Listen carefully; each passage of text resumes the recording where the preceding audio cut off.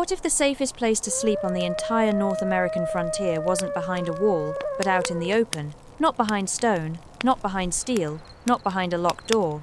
Just a circle of lodges, a few low fires, the smell of cedar smoke drifting through the grass, and people who understood the darkness far better than most of us understand our own streets. Picture a mother lying down on the open plains as the last light fades, her children breathing softly beside her. No fence, no lock, no alarm. And yet she closes her eyes and sleeps, calm, certain, unafraid, in a night crawling with wolves, storms, and men who move quietly through the dark. To a modern mind, that feels almost impossible, because for us the night is something to shut out. Every snapped twig becomes a threat, every gust of wind a warning. But her people did not fear the dark the way we do, and that difference is the whole story. For centuries, indigenous communities across this continent built ways of making camp that were not primitive or improvised, but disciplined systems of survival, so precise they could rest through the most dangerous country on earth and still wake to another morning. Their greatest defense was never a wall. It was something you cannot see, something that, by the end of this video, may make you look at your own locked doors and quietly wonder whether they protect you at all. Tonight, we step inside that invisible fortress. And that fortress began not with weapons, but with the mind. To a modern person, sleeping in the wilderness means fighting your own imagination before anything else, because every sound becomes an enemy, and fear drains your judgment until exhaustion turns into panic. But many indigenous peoples were raised in a completely different relationship with the land. The prairie, the forest, the river valley, the night itself, these were not empty spaces to be conquered. They were inhabited worlds, dangerous but readable, and that single difference changes everything. Fear was not absent among them, it was disciplined.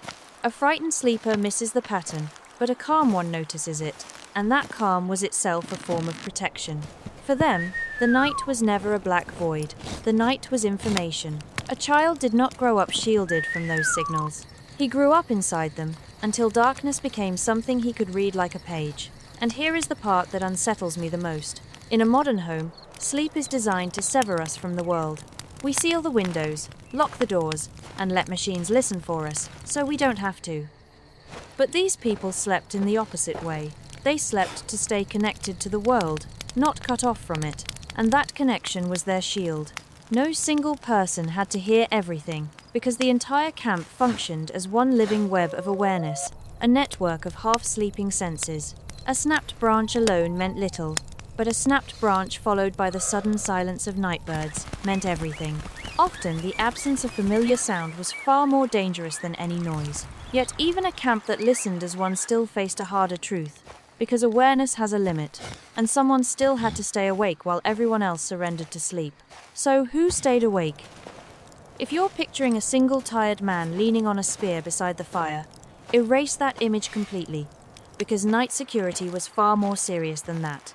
The watch was not one person guarding random darkness. It was a disciplined system, reading the entire perimeter of the camp, learning where the wind moved, where the horses grew restless, where a shadow should be, and where it should not.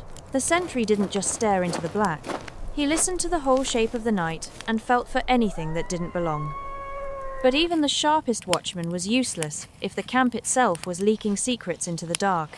And this is where one of the most overlooked weapons in native survival comes in: smell. Because human beings are loud to the natural world in more ways than one, we don't only make sound, we make scent, sweat and blood, cooked meat, grease, damp hides, all of it drifting downwind, like a signal announcing exactly where we are. And this is where fire became something far greater than warmth. Across the continent, aromatic woods and plants like cedar, sage, and juniper released a smoke that clung to everything it touched.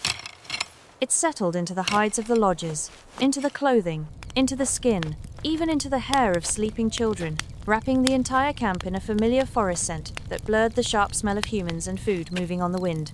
It was, in a sense, a cloak of invisibility woven from smoke.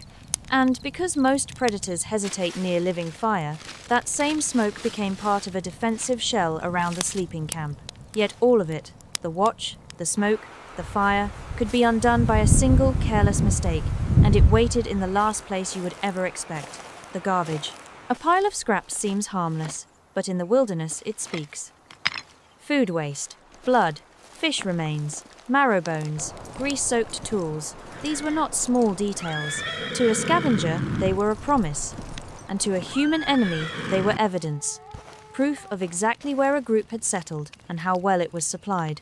That is why cleanliness was never a household chore among these people. It was a matter of security. Scraps were burned, buried, or carried far from where the family slept, so the camp gave nothing away to the noses moving through the dark. And the same careful thinking shaped the fire itself, because here Hollywood has lied to us for 100 years. The movies love a towering blaze roaring into the night, but out on the open plains that fire is a death sentence. A giant flame burns fuel fast, destroys your night vision, and throws your silhouette across miles of open country, turning your camp into a beacon for every enemy watching. So the wise built small, hot fires instead, and banked their coals under ash to keep the heat alive through the night with almost no visible flame, warm, hidden, and ready to wake in an instant. But the deepest protection was chosen long before the fire was ever lit, before sunset, in the choice of the land itself. The experienced eye looked for high enough ground to watch the approaches, yet never the exposed peak that turns a camp into a landmark. It looked for natural barriers, a river bend, or a steep bank, to narrow the ways a threat could come. It avoided the game trails and travel routes where animals and strangers passed, and it always kept an escape, because these people never fought the land. They worked with it, letting the earth itself do half the defending. Something modern man forgot the moment he decided nature was chaos to be conquered. And then came the decision almost no one thinks about. Not where the lodges stood, but how. For many plains peoples, the lodges rose in a wide circle, and we tend to see only the spirit in that shape, forgetting how practical it truly was. A circle creates an edge and a center, a perimeter the whole camp can feel, and an inner sanctuary it can protect. And in that guarded heart stood the horses, their transport, their wealth, their power, kept close where no raider could slip them away in the dark. The entrances often faced east, toward the morning light, giving the camp a shared order that felt natural to everyone who belonged, and confusing to anyone who did not. Even the Tipi itself was quietly built for defense. Its doorway was low, so low that an intruder had to bend and slow down to enter, and that single awkward second was a gift to the people inside, the moment they needed to wake and react. And sleep was never random. The quickest to respond lay nearest the entrance, while elders, women, and children rested deeper in the warmest, safest heart of the lodge. But here is the truth beneath all of it, the answer to the question we began with. The greatest defense was never the fire, the smoke, the circle, or the low door. It was the people.